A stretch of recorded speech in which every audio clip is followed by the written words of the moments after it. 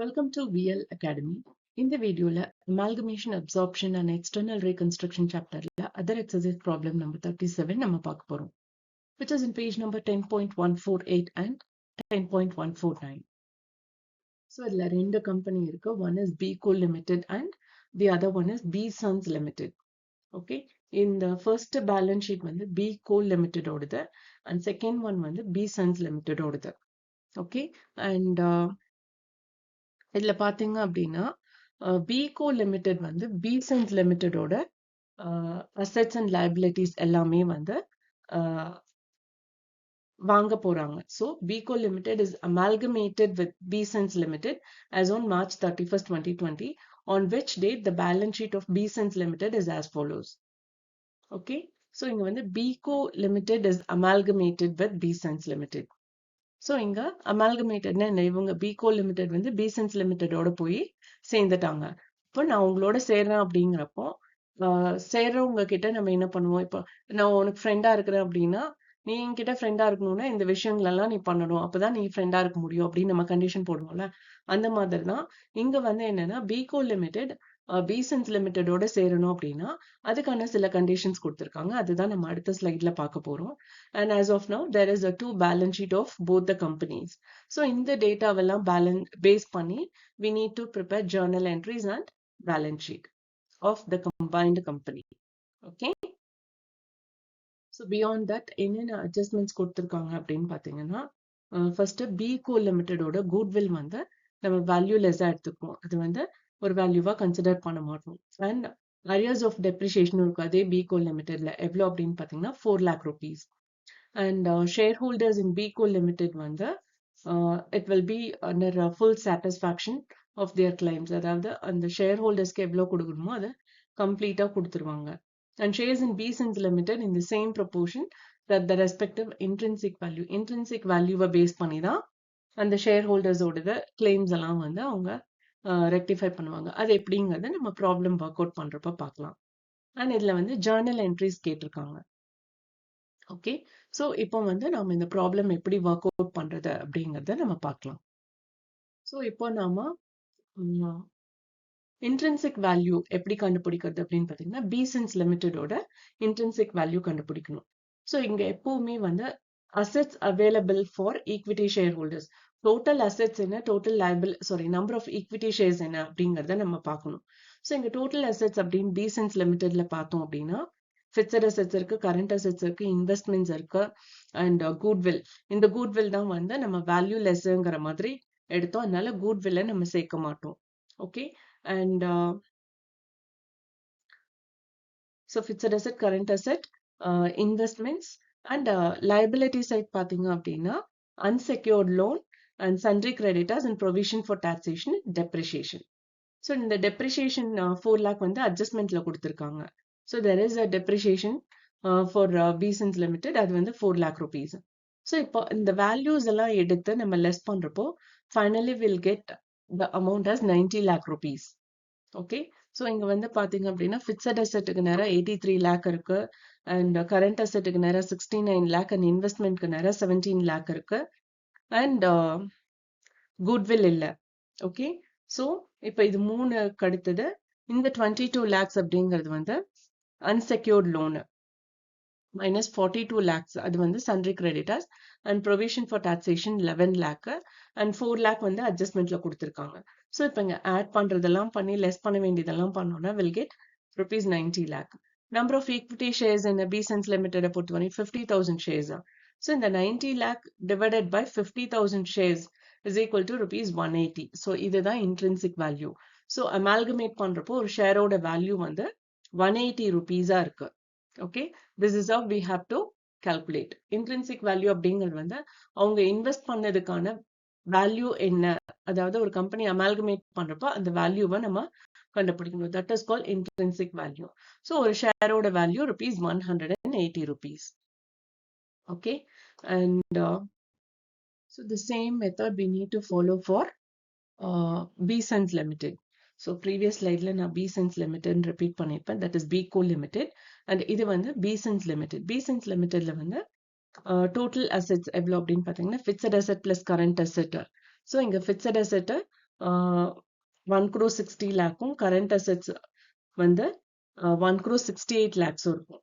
liability side பாத்தீங்க அப்படின்னா like secured loans, sundry creditors and provision for taxation and provision for dividend இது எல்லாமே வந்து liabilities. So அந்த values எல்லாம் வந்து இந்த total fixed asset and current assetல இருந்து less பண்ணி காமிக்கணும். So we'll get 1 crore 80 lakh. Number of equity shares எவ்வளோ? So 8 lakh shares of rupees 10 each அப்படிங்கிறப்போ 80,000 shares வரும். So இங்க வந்து 1 crore 80 lakh divided by 8 lakh shares. So அது வந்து rupees 22.5 rupees வரும் ஒரு ஷேரோட வேல்யூ. ஓகே, இங்க 10 rupees இருந்தது, இப்போ ஒரு ஷேரோட வேல்யூ 22 rupees 50 பைசேவா மாறி இருக்கு. ஸோ இப்போ அடுத்தது வந்து நம்ம பர்ச்சேஸ் கன்சிடரேஷன் கண்டுபிடிக்கணும். ரெண்டு கம்பெனியோட ஒரு ஷேர் வேல்யூ எவ்வளோ இன்க்ரீஸ் ஆயிருக்கு அப்படிங்கிறத இன்ட்ரின்சிக் வேல்யூ மெத்தட் மூலமா கண்டுபிடிச்சிட்டோம். இப்போ பர்ச்சேஸ் கன்சிடரேஷன் கண்டுபிடிக்கணும் அப்படின்னா இப்போ வந்து செல்லிங் கம்பெனி யாரு? Pico limited. ஏன்னா பிகோ லிமிடெட் தான் பிசன்ஸ் லிமிடெட்ல போய் சேர்றாங்க. ஸோ அப்படி இருக்கிறப்போ இங்க செல்லிங் கம்பெனியான பிகோ லிமிடெடோட டோட்டல் அந்த கம்பெனியோட வர்த் என்ன அப்படின்னு பார்க்கணும்னா ஒரு ஷேரோட வேல்யூ 180 rupees. டோட்டலா எவ்வளவு ஷேர்ஸ் இருக்கு? 50,000 ஷேர்ஸ் இருக்கு. ஸோ 50,000 ஷேர்ஸ் இன்டூ rupees 180 வந்து rupees 90 lakh. That is the purchase consideration value of BCO Limited. So journal entry. இப்போ ஜேர்னல் என்ட்ரியில ஃபர்ஸ்ட் ஒன் பார்த்தீங்க அப்படின்னா பிஸ்னஸ் தான் பர்ச்சேஸ் பண்றோம். அதுதான் ஃபர்ஸ்ட் ப்ராசஸ். பர்ச்சேஸ் பண்றப்போ பிஸ்னஸ் பர்ச்சேஸ் அக்கௌண்ட் டெட்டாட்டோ liquidator of Bigo limited account. So இங்க வந்து என்னன்னா திஸ் இஸ் பர்ச்சேசிங் கம்பெனியோட புக்ல நம்ம போடுற journal entry, that is business limited. So அவங்க ஃபர்ஸ்ட் என்ன பண்றாங்க? பிஸ்னஸை பர்ச்சேஸ் பண்றாங்க. எவ்வளோ பர்ச்சேஸ் பண்றாங்க? 90 லேக்கு பர்ச்சேஸ் பண்றாங்க. அந்த 90 லேக்குங்கிறது என்ன ஃபார்ம்ல நமக்கு வருது அப்படின்னு பாத்தீங்க அப்படின்னா assets are coming inside. So fixed asset, current asset, investments, இது மூணு தான் வந்து நம்ம அக்செப்ட் பண்ணிக்கிறோம் பிகோ லிமிடெட் கிட்ட இருந்து. ஸோ அந்த அசெட் வந்து நம்ம பிசினஸ்குள்ள வருது. பட் ஆனா நம்ம கிட்ட இருந்து கையை விட்டு போற அமௌண்ட் எல்லாம் என்ன அப்படின்னு பாத்தீங்கன்னா லயபிலிட்டிஸ். என்னென்ன அவங்களோட கடனை நாம அக்செப்ட் பண்ணிருக்கோம் அப்படின்னு பாத்தீங்கன்னா arrears of depreciation, unsecured loan, sundry creditors, provision for taxation. So இதெல்லாம் இது பண்ணிட்டு and to business purchase, that is 90 lakh. Okay, so இதெல்லாம் டோட்டல் பண்ணோம்னா both debit column and credit column நமக்கு ஒரே வேல்யூ தான் வரும். Okay, so being assets and liabilities taken over. So இதுதான் கடைசி ஜேர்னல் என்ட்ரி பர்ச்சேசிங் கம்பெனி புக்ல. பர்ச்சேசிங் கம்பெனில பிஸ்னஸை பர்ச்சேஸ் பண்ணிட்டாங்க. எப்பவுமே நம்ம ஒரு பொருள் பர்ச்சேஸ் பண்ணோம்னா என்னவா இருக்கும்? பர்ச்சேஸ் அக்கௌண்ட் டெட்டாட்டோ யாருக்கு அந்த அமௌண்ட் போய் சேருமோ அந்த பேரை போடுவோம். ஓகே, இங்க வந்து என்னன்னா யாருக்கு அந்த அமௌண்ட் போகுமோ அவங்க பேரை டெபிட் பண்ணியிருக்கோம். அண்ட் நமக்கு வந்து அந்த 90 lakh rupees எங்க போய் சேரும்? ஷேர் கேபிட்டல்ல போய் சேரும். ஓகே, ஷேர் கேபிட்டல் தானே வச்சிருக்கோம், பட் அடிஷ்னலா அந்த பிசினஸையும் நம்ம ரன் பண்ணுவோம். ஸோ அதனால அந்த 90 lakh rupees நம்மளோட புக்ல அது ஷேர் கேபிட்டலா இருக்கிறதுனால ஷேர் கேபிட்டல கிரெடிட் பண்ணியிருப்போம். பட் இந்த 90 lakh worth rupeesங்கிறது யாருக்கு போகுது? Liquidator of Bigo limited. Bigo லிமிடெட்னா அவங்க ரிசீவ் பண்ண போறாங்க. ஓகே, இப்போ செல்லிங் கம்பெனியோட ஜேர்னல் என்ட்ரிஸ். ஸோ நம்ம பர்ச்சேசிங் கம்பெனி முடிச்சாச்சு. செல்லிங் கம்பெனி என்னெல்லாம் பண்ணுவாங்க? அவங்களோட அசெட்ஸை கொடுக்குறாங்க. ஓகே, ஸோ இப்போ அசெட்ஸ் எல்லாம் பிஸ்னஸை விட்டு வெளியில போகுது அப்படிங்கிறப்போ அதை நம்ம கிரெடிட் பண்ணுவோம். ஓகே, பட் அதே இது ஒரு கடன் கொடுக்க வேண்டியது இருக்கு, அது நம்ம கொடுக்க வேண்டியது இல்லை, பிசன்ஸ் லிமிடெட் அக்செப்ட் பண்ணிட்டாங்க அப்படின்னா நம்ம கொடுக்க வேண்டிய அமௌண்ட் நம்ம கையில தானே இருக்கும். So which is inside the business. அதனால இந்த லயபிலிட்டிஸ் எல்லாம் நம்ம டெபிட் பண்ணியிருக்கோம். ஓகே, with that நம்ம எவ்வளோ ரியலைஸ் பண்ணியிருக்கோம் அப்படின்னா 79 lakh rupees.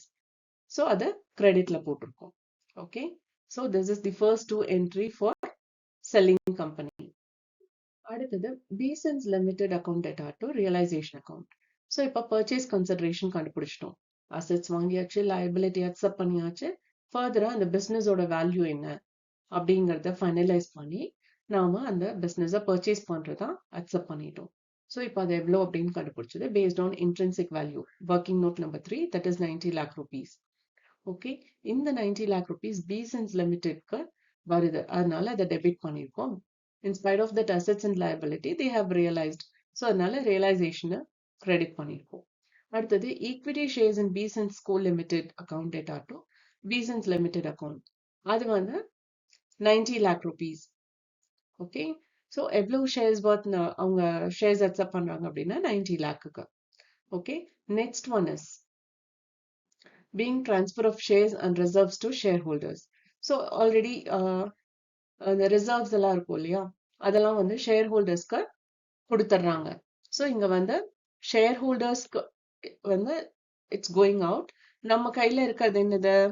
Equity share capital, that is 50 lakh and capital reserve 10 lakh and general reserve 36 lakh. இந்த ரிசர்வ்ஸ் எல்லாமே ஷேர் ஹோல்டர்ஸ்க்கு தான் போய் சேரணும், which is inside the business and it is going to equity share holders. So பிஸ்னஸை விட்டு வெளியில போகுது இதெல்லாம். Okay, which is inside the business, which is going out. யாருக்கு போய் ரீச் ஆகுதுன்னா ஈக்விட்டி ஷேர் ஹோல்டர்ஸ். அதனால ஈக்விட்டி ஷேர் ஹோல்டர்ஸை கிரெடிட் பண்ணியிருக்கோம். Okay, so next one is equity share holders account data to equity shares in Besant limited account. So இங்க வந்து என்னன்னா being equity shares in Besant limited issue to equity share holders account, அவங்களுக்கு 90 lakh போய் சேருது. So here equity share holders is receiving 90 lakh and the equity shares in Besant Limited வந்து அதே 90 lakhs share கேபிட்டலாவே இருக்கும். Okay, equity share holders receive பண்ண வேண்டிய அந்த 90 lakhs எங்க போய் சேருது? Besant லிமிட்டடோட ஈக்விட்டி ஷேர்ஸா போய் ரீச் ஆகுது. அதனால அதை வந்து நம்ம கிரெடிட் பண்ணியிருக்கோம். And next one is equity share holders கையில இருக்கு இந்த 90 lakh இப்போ செல் பண்ணதுனால. ஓகே, இப்போ அது எங்க போய் சேரும் அப்படின்னா Besant லிமிட்டடோட ஷேர் கேபிட்டலுக்குள்ள போய் ரீச் ஆகும். அதனால இதை நம்ம கிரெடிட் பண்ணியிருக்கோம். And equity share holders account data to realisation account, இது லாஸ். நமக்கு வந்து 1 lakh rupees லாஸ் ஆயிருக்கு இந்த பிசினஸை வித்ததுனால. ஸோ அந்த லாஸும் ஷேர் ஹோல்டர்ஸ் தான் வேர் பண்ணுவாங்க. ஸோ இங்க வந்து equity share holders account data to realisation account. Okay, இதை நம்ம அசெட்ஸ் ஆர் ப்ராஃபிட் ரிசீவ் பண்ணியிருந்தோம் அப்படின்னா இந்த ரியலைசேஷன் டெபிட் ஆயிருக்கும். ஓகே, இந்த வீடியோ வாட்ச் பண்ணதுக்கு ரொம்ப ரொம்ப தேங்க்ஸ். இந்த வீடியோ நிஜமாவே இன்ஃபர்மேட்டிவாக இருக்குன்னு ஃபீல் பண்ணிங்கன்னா லைக் பண்ணுங்கள், ஷேர் பண்ணுங்கள் அண்ட் சப்ஸ்கிரைப் பண்ணுங்கள். அண்ட் மறக்காமல் பெல் பட்டன் கிளிக் பண்ணுங்கள். ஒன்லி தென் நான் என்னென்ன ப்ராப்ளம் அப்லோட் பண்ணுறேன் அப்படிங்கிறது உங்களுக்கு நோட்டிஃபிகேஷனில் வரும். Thank you once again.